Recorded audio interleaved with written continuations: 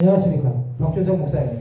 오늘은 베드로후서 3장 8절에서 13절의 말씀으로 주의 날이 도둑같이 오리니라는 제목으로 하나님의 말씀을 나누고자 합니다.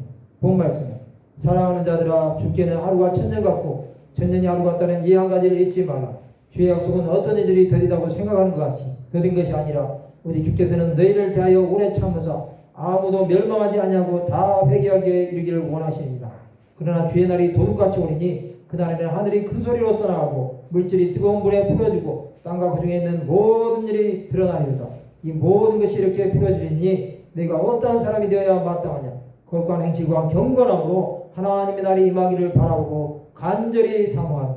그날에 하늘이 불에 타서 풀어지고 물질이 뜨거운 불에 녹아지려니와 우리는 그의 약속대로 의가 있는 곳인 새 하늘과 새 땅을 바라보도다. 세상은 빠르게 가고 있습니다. 21세기가 시작된 지도 20년이 지났습니다. 1999년만 해도 2000년대가 오리라고 예상하지 못한 자들이 많았습니다. 그 이유 중 1992년 이장님의 다윗 선교의 영향이 큽니다.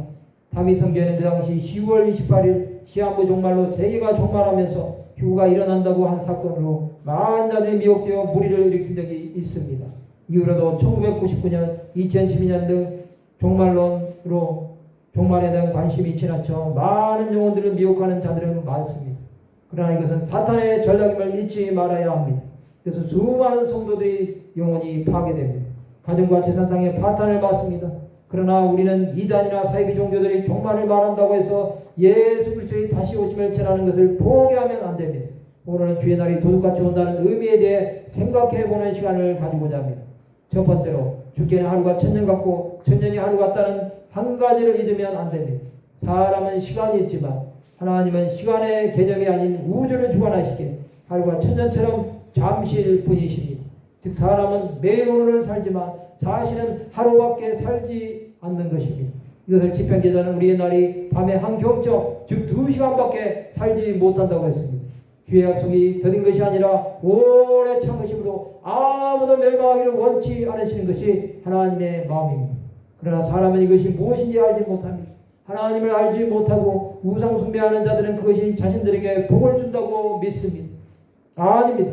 우상 숭배는 하나님의 진노를 사기에 멸망받을 수밖에 없는 재앙입니다.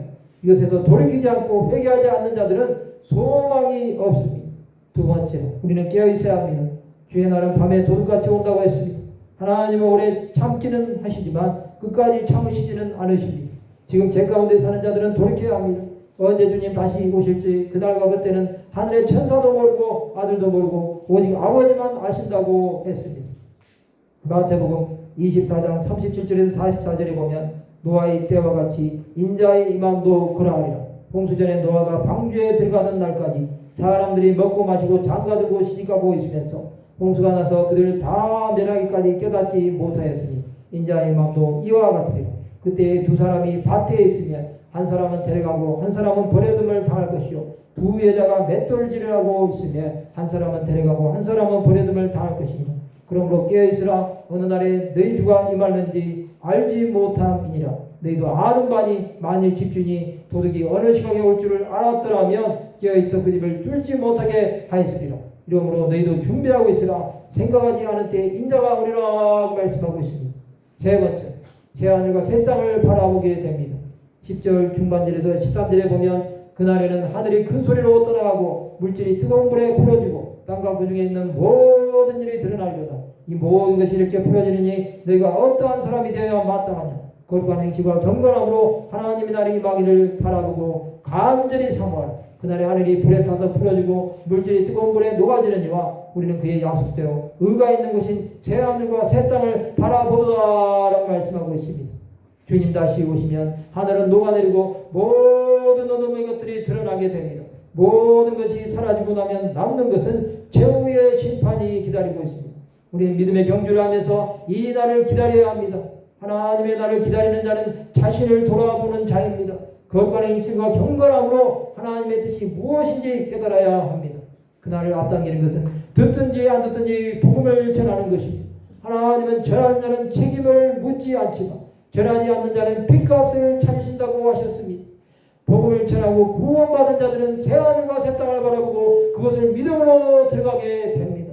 이들은 하늘의 천사들과 먼저 하나님의 나라에 들어간 성도들, 우리가 사랑하는 삼위 하나님을 보게 될 것입니다. 얼마나 감격스러운 장면입니까? 사랑하는 성도 여러분, 우리는 땅의 것으로 만족하지 맙시다. 땅의 것은 아무리 좋고 많이 가져도 잠시 잠깐 누릴 뿐입니다. 우리는 이 세상 나그네 길을 지나는 순례자입니다. 인생의 거친 길에서 하룻밤 머물 뿐입니다. 무엇을 더 가지겠다고 할수록 더 초라해질 뿐이라는 것 잊지 맙시다. 그러나 여러분이 하나님 나라를 위해 산 시간은 기억될 것입니다.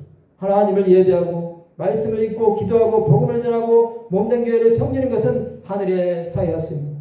또한 영혼들을 사랑하고 위해서 기도하고 주신 물질로 주의 교회를 살아 생전에 하나라도 짓고 선교사를 파송하고 기도하고 후원하신 분들은 하늘의 별처럼 바닷가의 모래알처럼 믿음의 자손 대대로 하늘에 그 이름들이 기록될 것입니다.